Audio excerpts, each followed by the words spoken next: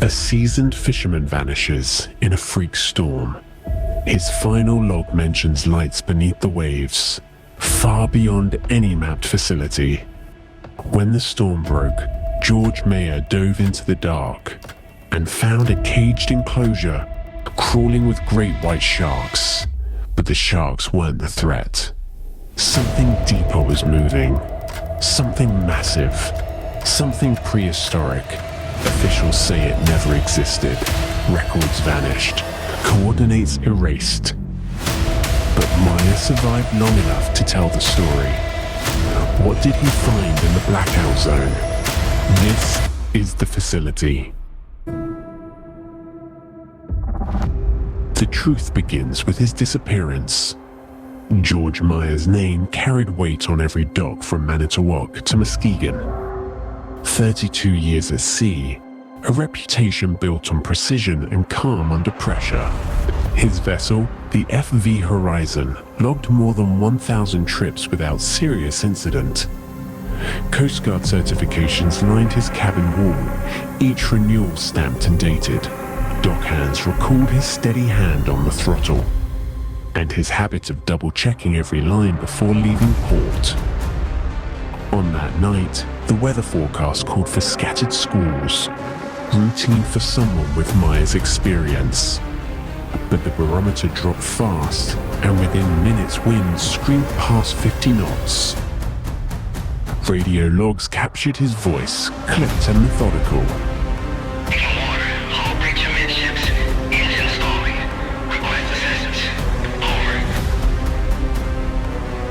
The final GPS ping placed the horizon just outside the map shipping lanes.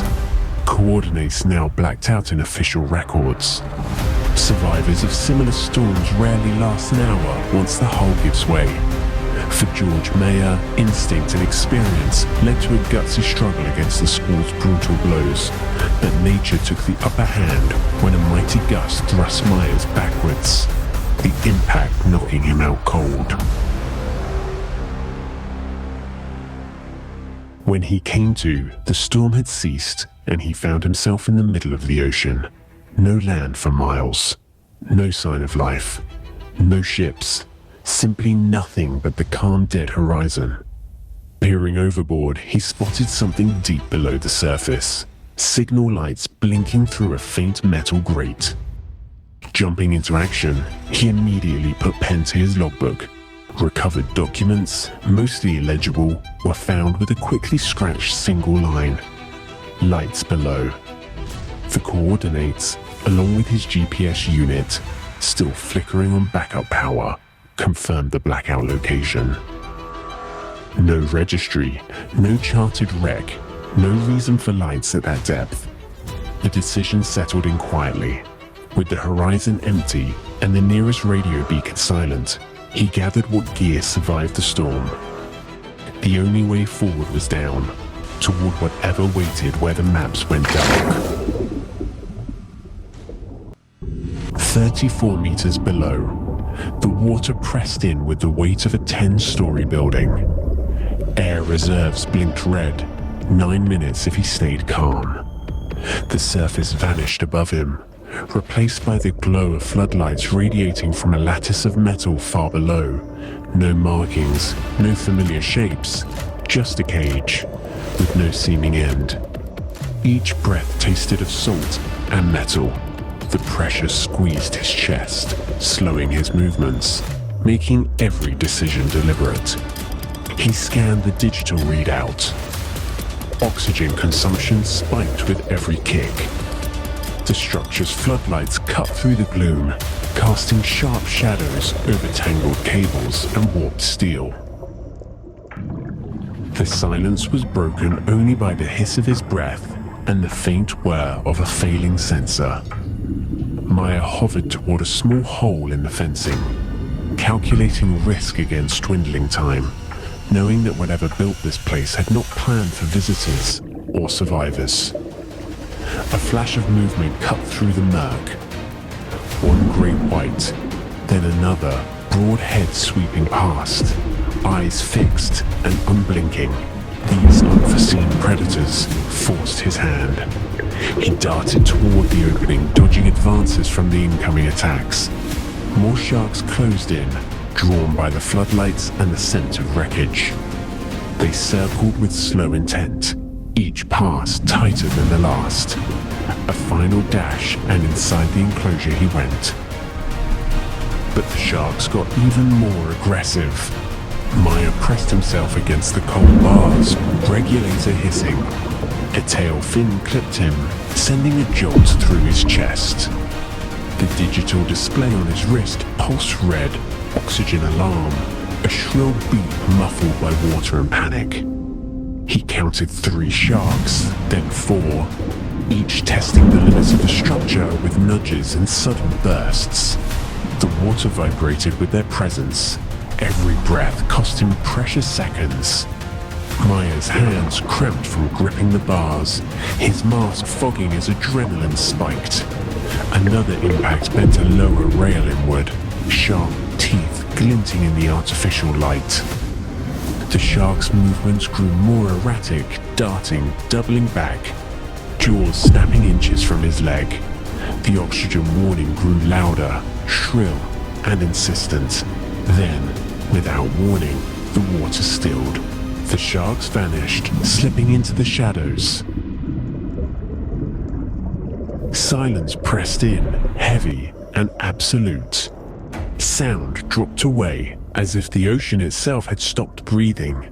The hiss of Meyer's regulator faded to a thin rasp. No current, no distant engines, not even the faint clicks of shrimp or the low rumble of waves above. His dive computer, usually alive with background noise, registered ambient levels below 20 decibels, quieter than a midnight library. Every muscle tensed, waiting for something to break the silence.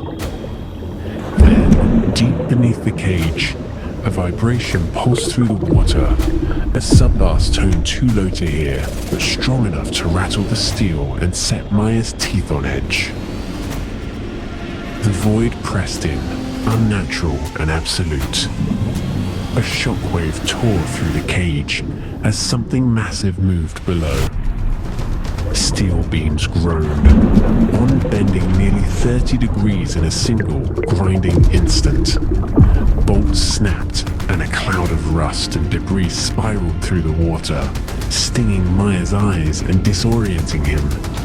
The water felt suffocating, with a choice between a prehistoric presence and great white. Meyer chose the latter and fled out the gap he entered previously. He pushed through the swirling haze, lungs burning, as another impact sent a tremor through the wreckage behind him. Every instinct screamed to move, to get clear before the next strike finished what the first had started. But his curiosity got the better of him, and he turned to see the beast. Through the debris, he could barely make it out. A monstrous creature, 80 feet long, with white teeth that cut through the dark abyss. Something that someone wanted to stay hidden. Perhaps needed to stay hidden. In a world where over 80% of our oceans remain unmapped, some secrets stay submerged by design. The deeper we search, the more uneasy the silence becomes. George Meyer survived a storm, close encounters with great white sharks, and an impossible sight beneath the waves. He returned broken, with sonar recordings corrupted, with wounds, and with a testimony that collides with official denials. Official agencies insist no facility existed. Satellite records from the storm period are missing. Logs, registries, and imagery show nothing. Key evidence appears altered or erased.